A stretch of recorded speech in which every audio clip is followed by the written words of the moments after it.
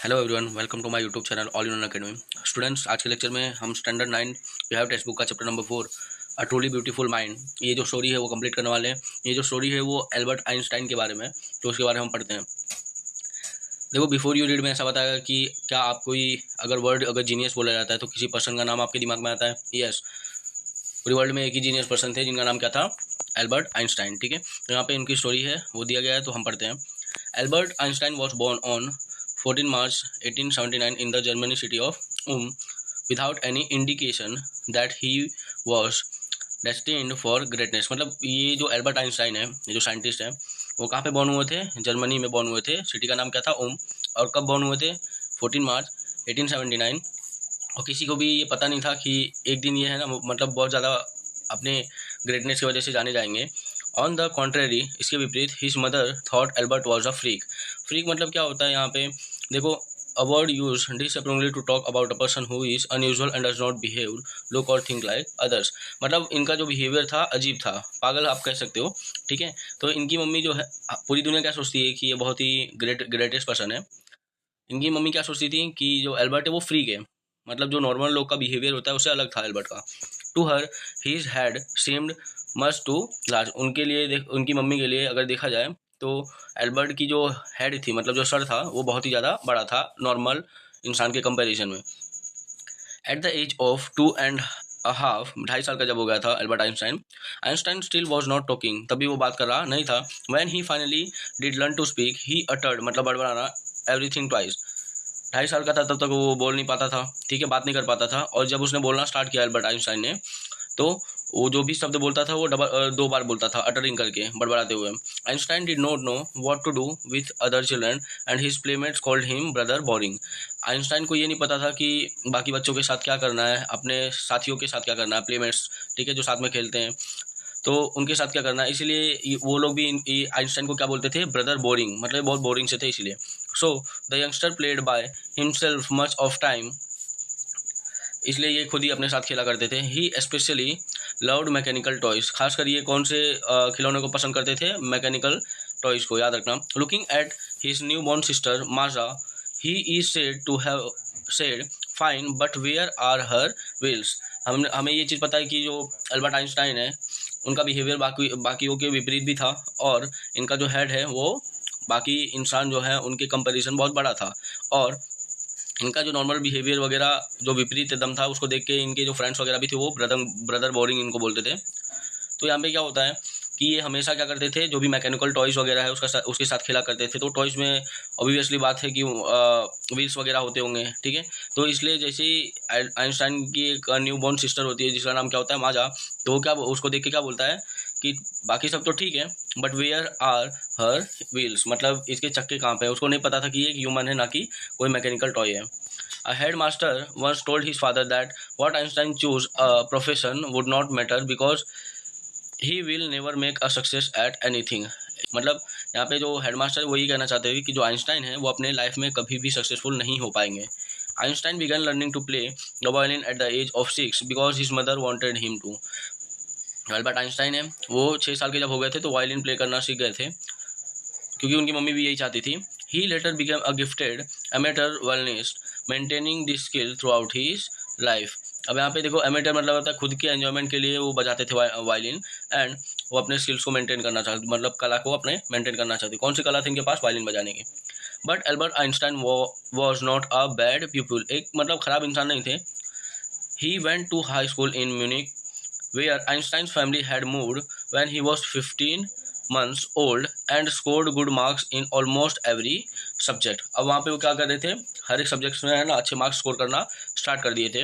Einstein hated the schools रेजिमेंटेशंस, मतलब school के अंदर जो ऑर्डर और डिसिप्लिन है उसको ये बहुत ज़्यादा हेट करते थे, नफरत करते थे Albert Einstein. And often clash with his teachers, मतलब कभी कभी इनका झगड़ा भी हो जाता था अपने टीचर्स के साथ। At the age of 15 Einstein felt so stifled there that he left the school for good. ये मतलब इतना ज़्यादा वहाँ पे सोफिस्टिकेटेड, बोलते हैं ना कि बहुत ऐसा अजीब सा फील करने लगे थे वो स्कूल में, और उनको वो स्कूल में अच्छा भी नहीं लगता था, और कभी कभी उनका टीचर से बहस वगैरह भी हो जाता था, झगड़ा वगैरह भी हो जाता था। इसलिए क्या करते हैं वो है ना, कुछ समय बाद वो जो स्कूल है जहाँ पे पढ़ा करते थे उसको छोड़ देते हैं। The previous year Albert's parents had move to Milan and left their son with relatives. पिछले साल क्या हुआ था, जो इनके पेरेंट्स हैं वो मिलन प्लेस पे मूव हुए थे, ट्रांसफर हुए थे, और उन्होंने क्या किया था, एल्बर्ट आइंस्टाइन को अपने रिलेटिव्स के साथ छोड़ दिया था। आफ्टर प्रोलॉन्ग मतलब लंबे समय बाद discussion, Einstein got his wish to continue his education in German-speaking Switzerland in a city which was more liberal than Munich। अब यहाँ पे देखो अब जो आइंस्टाइन है, बहुत लंबे समय के डिस्कशन के बाद इनको ये परमिशन मिल जाता है कि क्या कर सकते हैं, जर्मन स्पीकिंग में अपना जो स्विट्जरलैंड है वहाँ पे अपना पढ़ाई वगैरह पूरा कर सकते हैं, स्टार्ट कर सकते हैं, ठीक है। और ये जो प्लेस है वो बहुत ज़्यादा लिबरल है, मतलब बोलते हैं ना कि छूट है यहाँ पे, दैन म्यूनिक, मतलब म्यूनिक में थोड़ा बहुत छूट कम था और यहाँ पे छूट ज़्यादा है। Einstein was highly gifted in mathematics and interested in physics, and after finishing school he decided to study at the university in Zurich। याद रखना, जो आइंस्टाइन है वो हाईली गिफ्टेड इन मैथमेटिक्स, मतलब इनका जो दिमाग है वो मैथ्स में, गणित में ज़्यादा तेज चलता था, एंड इन फिजिक्स में भी। और जैसे ही उन्होंने अपनी स्कूलिंग वगैरह कंप्लीट की, वो जब ग्रेजुएट डिग्री के लिए कहाँ पे चले जाते हैं, जूरिच में चले जाते हैं। But science was not the only thing that appeal to the dashing young man. यहाँ पे किसकी बात कर रहे हैं, एल्बर्ट आइंस्टाइन की, विद द वॉलरस मॉस्टेज। अब इनको देखा जाएगा तो ये हम पिक्चर में भी देख सकते हैं कि इनके लंबे लंबे बाल थे, एंड जो मॉस्टेज थी, जो इनकी मूंछ थी, वो बहुत ज़्यादा बड़ी थी। He also felt a special interest in a fellow student Mileva Maric. अब यहाँ पे इनका जो दिल है वो एक सेम क्लास की जो स्टूडेंट थी जिसका नाम क्या था, मिलेवा मैरिक, उस पर लग जाता है। Means he started loving her whom he found to be clever creature. इनको ऐसा लगा कि जो मिलेवा मैरिक है वो बहुत ज़्यादा चालाक लड़की है। दिस यंग सर्ब, सर्बिया से थी, had come to Switzerland because the university in Zurich was one of the few in Europe where women could get degrees. ठीक है, ये जो मिलेवा मैरिक है वो सर्ब की थी, और वो स्विट्जरलैंड इसलिए आई थी ताकि, क्योंकि वहाँ पे यूरोप के अंदर है ना, ऐसे बहुत कम ही यूनिवर्सिटी जहाँ पे लड़कियाँ जो है वो पढ़ सके और डिग्री हासिल कर सके। Einstein saw in her an ally against the Philistines. Ally मतलब क्या होता है, a friend or an associate. उनको मतलब ऐसा लगा कि ये लड़की से थोड़ा बहुत दोस्ती हो सकती है मेरी, ठीक है। Those people in his family and at the university with whom he was constantly at odd. मतलब आइंस्टाइन जिसके साथ दोस्ती करना चाहता, क्योंकि उसकी फैमिली में और जो भी अलग अलग इसके दोस्त वगैरह लोग वगैरह थे, उनसे ये बहुत ज़्यादा अलग था, इसलिए इसे दोस्ती करना चाहता था। इसे Mileva Maric. The couple fell in love. फिर ये जो मिलेवा मैरिक है, एल्बर्ट आइंस्टाइन, वो प्यार में पड़ जाते हैं, ठीक है। Letter survives in which they put their affection into words. फिर उसके बाद ये लोग मतलब है ना, सिंपल सा लव लेटर जो है वो एक दूसरे को भेजने लगे थे। एंड उसके बाद क्या हुआ, इनके जो वर्ड्स थे वो अफेक्शन करते, मतलब एक हिसाब से इनको प्रभावित कर दी थी। Mixing science with the tenderness wrote Einstein. अब यहाँ पे आइंस्टाइन क्या लिखा है, how happy and proud I shall be when we both have brought our work on relativity to a victorious conclusion.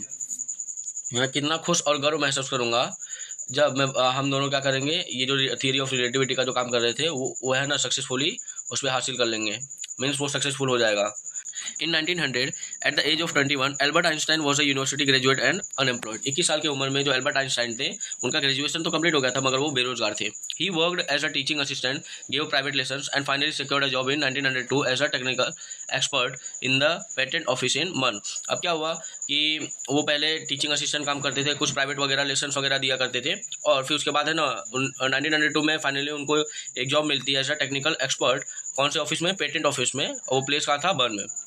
While he was supposed to be assessing others people's invitations, Einstein was actually developing his own ideas in secret।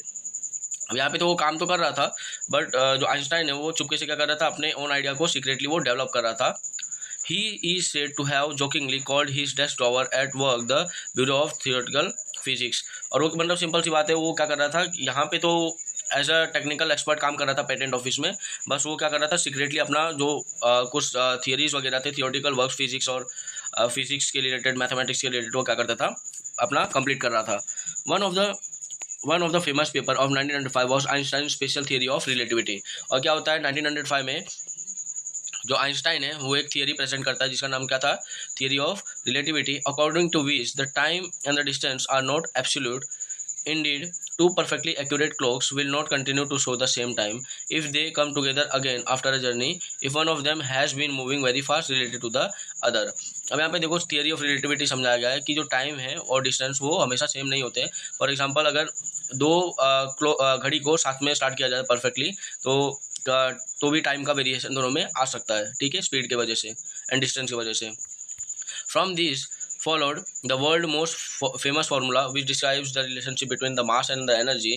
तभी उन्होंने क्या किया था, Einstein ने ये mass and energy का relation होकर के ये फॉर्मूला दिया था, is equals to mc square. ठीक है, energy is equals to mass into acceleration. ठीक है, जो vacuum, speed of light in vacuum. While Einstein was solving the most difficult problem in physics, his private life was unraveling। unraveling मतलब क्या होता है, starting to fail, मतलब गड़बड़ होने लगा इनकी जो भी प्राइवेट लाइफ थी, मैरिज लाइफ थी। जब आइंस्टाइन ये फिजिक्स के प्रॉब्लम वगैरह सॉल्व करने में बिजी थे, तभी इनका क्या होता है, जो प्राइवेट लाइफ था वो फेल होने लगा था। मीन्स जो लविंग लाइफ था इनका मिलेवा मैरी के साथ। Albert had wanted to marry Mileva right after finishing his studies but his mother was against it. Albert Einstein अपना जो भी स्टडी वगैरह है और ये जो भी रिसर्च वगैरह है उसको कंप्लीट करने के बाद ही मिलेवा मैरी के साथ शादी करना चाहते थे, मगर जो इनकी मम्मी थी वो इससे विपरीत थी। She thought Mileva who was 3 year older than her son was too old for him. और इसकी जो मम्मी अपोजिट इसलिए करती थी कि क्योंकि जो मिलेवा मैरी थी वो 3 साल बड़ी थी किससे, एल्बर्ट आइंस्टाइन से।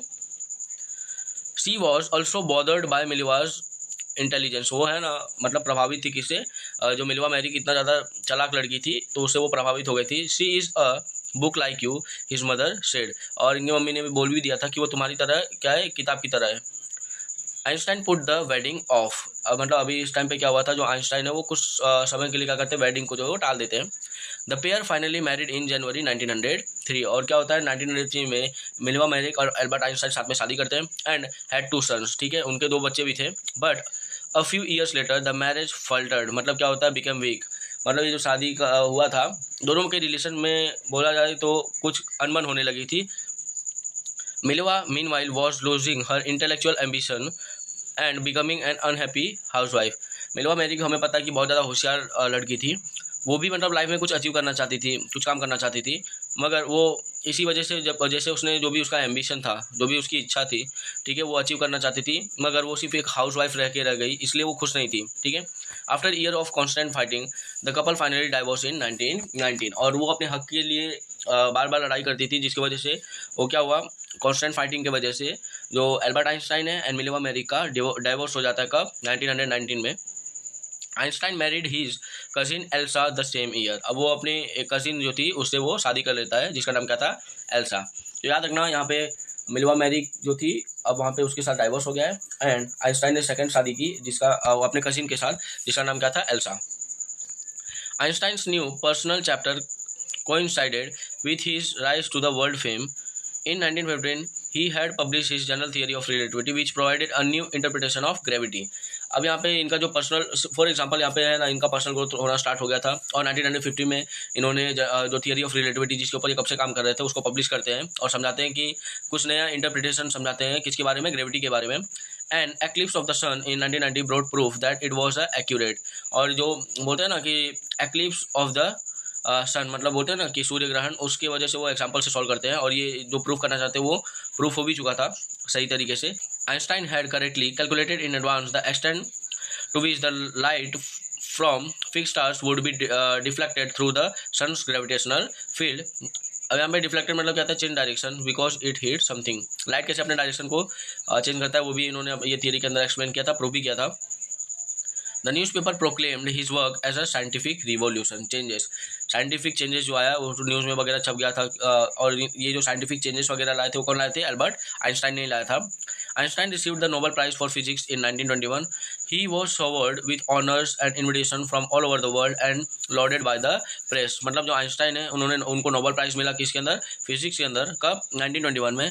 और उनको बहुत ज़्यादा सम्मान किया गया, इन्विटेशन, स्वागत किया गया वर्ल्ड के अलग अलग जगह पे, और उनको बहुत सारे मतलब प्राइजेस वगैरह दिए गए थे और उनको बहुत प्रेस वगैरह को भी फेस करना पड़ा था क्योंकि ये बहुत ज़्यादा फेमस पर्सन बन गए थे उस टाइम पे। Next, when the Nazis come to power in Germany in 1933, Einstein emigrated to the United State. जब जर्मनी के अंदर जो नाजी कम्युनिटी है वो पावर में आने लगी, डोमिनेंट में आने लगी, तभी क्या करते हैं, जो आइंस्टाइन है वहाँ से एमिग्रेट कर लेते हैं, मतलब एक जगह से दूसरी जगह चले जाते हैं। वो कहाँ पे चले जाते हैं, यूनाइटेड स्टेट्स में चले जाते हैं। 5 years लेटर, 5 साल बाद, the discovery of nuclear fission in the Berlin had American physicist in an अप्रोर। Berlin के अंदर एक न्यूक्लियर फिशन का जो डिस्कवरी हुआ था, खोज हुआ था, उसको किया किसने था, एक अमेरिकन फिजिस्ट ने किया था।